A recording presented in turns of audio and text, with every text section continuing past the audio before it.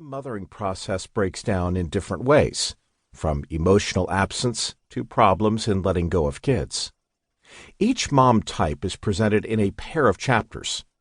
The first chapter will describe the problem and the needs that may not have been met.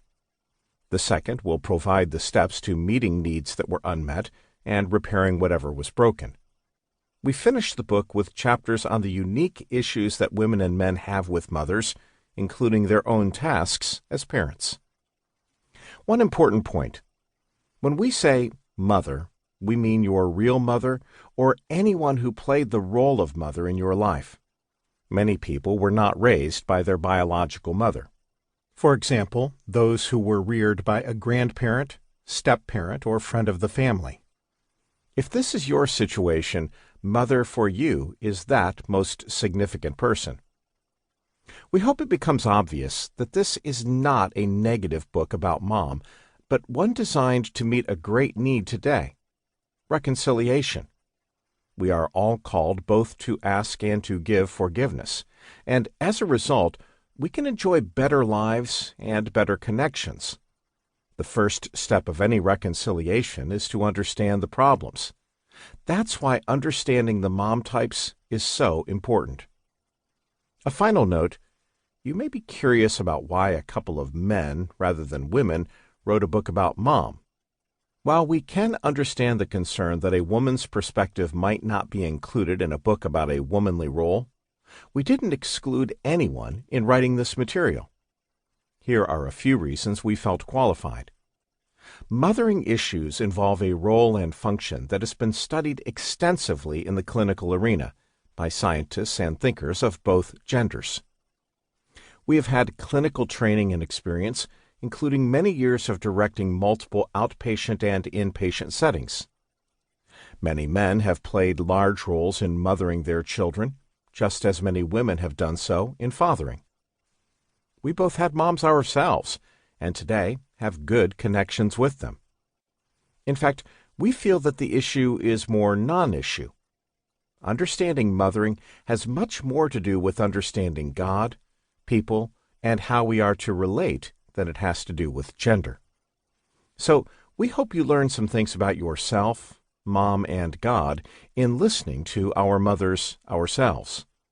More than that, we hope you find yourself better and healthier as a result. Enjoy the book. Chapter 1. What about Mom, anyhow? Beth hung up the phone frustrated, confused, and discouraged. She had just spent 90 minutes talking to her mother. 90 minutes of wasted time.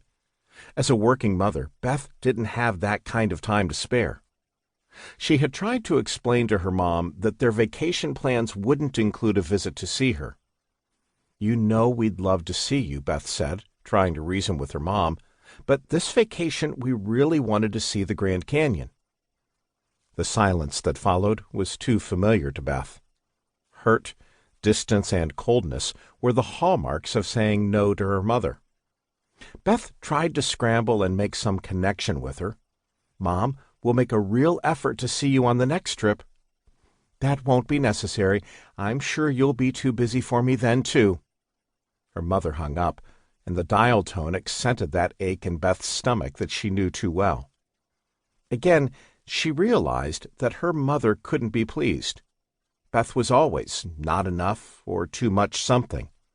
It was confusing. Was she really an ungrateful, selfish daughter, or did her mother have too many expectations? Beth loved her mother deeply and desired more than anything to have a close, respectful relationship with her. She remembered the commandment to honor thy father and mother and thought, "This is impossible. If I honor her, I dishonor my family, and if I honor my family, I dishonor her." She resigned herself to the way things always had been and went back to planning the vacation. However, emptiness now surrounded the entire project. What's wrong? This scene repeats itself millions of times daily around the world. Every 6 seconds, another adult alternates between resentment